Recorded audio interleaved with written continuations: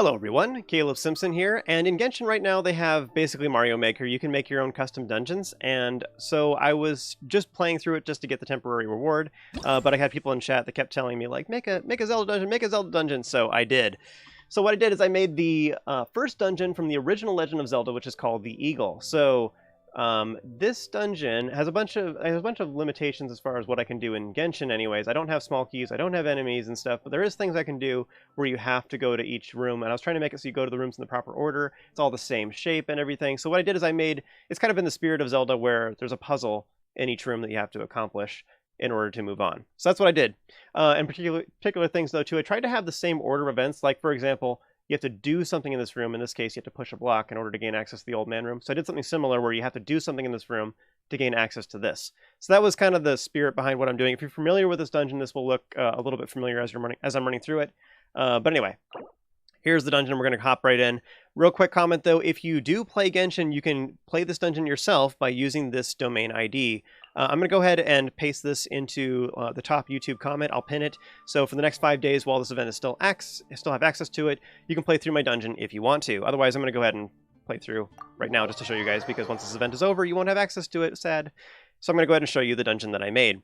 So first of all, I started off with the biggest map, and I used, you have a limit of 700 objects, and I used 668 of them, I believe. It looks really derpy from the outside, but on the inside it actually looks legit, so which was the entire point. So I made a trail of coins because it's behind, because that was the only place in this map that allowed me to have enough room. So I made some coins here just to like lure people the correct direction so they can get to the entrance. Now in order to force everybody to go to the correct all the rooms, it's kind of a treasure hunt to find all the coins. It's kind of not really the same like Zelda, but I was trying to force people to do all the puzzles and stuff. So first fork in the road, over here we have some traps, whatever. I find these kind of obnoxious. I made them at the beginning so that people can like I didn't want people to get halfway through the dungeon and then like run out of health. There's have a health mechanic here at the bottom of the screen, and I didn't want them to like have that happen at the end. So basically the only things that can damage you are right here at the beginning. There we go. This room has these temporary platforms. I find them kind of obnoxious. There's this invisible coin, or not invisible coin, sneaky coin underneath this crumbly platform. I was trying to make it cheater, you know, you have to really pay attention. And then here, likewise, there's another crumbly platform, and there's one underneath with another crumbly platform in between. Ooh, so sneaky. Let's get that. All right, and that feels like suitably like the starting rooms to me in the original game.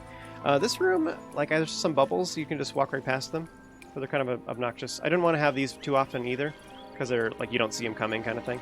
This room I'm pleased with myself. Normally, you're not supposed to go left until you go right, so haha, I made it so there's a wall there. Climb up here. This just looks interesting with this ramp going up to these coins. Jump across. And then if you mess this up or whatever, you can just fall back down, go back up there and try again. Try to make it so you can always go backwards, but in order to go forward, you have to accomplish the puzzle. That's what I was trying to do. This room, you're supposed to do something in this room to get over to the left side. So what I did is I made these jumpy platforms go over here. This I just thought would be kind of interesting, have these crumbly platforms. It just feels different than the other rooms. And I also kind of thought I wanted to use an empty space and fill it with coins.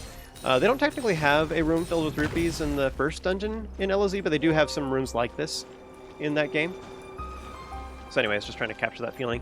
I don't have access to small keys. What I do have, though, is these things. To put it in non-Genshin terms for you Zelda players, this is sort of like something you can hookshot to, but you have to have a power-up in this game, which is these purple trees. You can see it right there.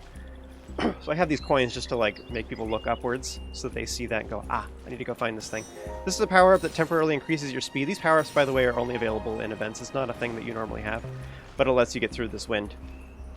Ta-da! And then here's a jumpy power-up, lets you get up here. Now, normally in this game, by the way, I don't know if I said this yet, this game is like Breath of the Wild in that you can climb stuff. Ooh, there you go, so like that. I can climb that, but I can't climb these darker colored walls.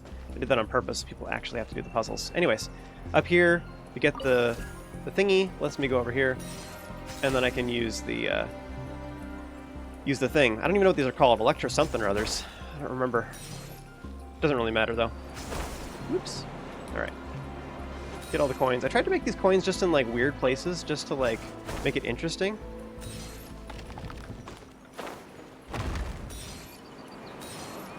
And boom. Oh, I messed it up. And then finally there's this middle one. This is at a crumbly platform, and this is the way forward. But yeah, if you know the shape of this dungeon, like what it is in the original Legend of Zelda, then you probably, this all looks familiar and you can remember what were in these individual rooms. But there we go. I got all the coins. And that's how you complete all the puzzles. So I'm pretty pleased with it. I think it turned out pretty interesting. It is a little bit sad. I had to use like a lot of vertical movement. This game's normally a top-down thing, you know? Or the original Legend of Zelda, that is. But it was kind of the only way I could include stuff. I had such narrow corridors to work with to make it the right shape and everything. But I think it turned out pretty cool.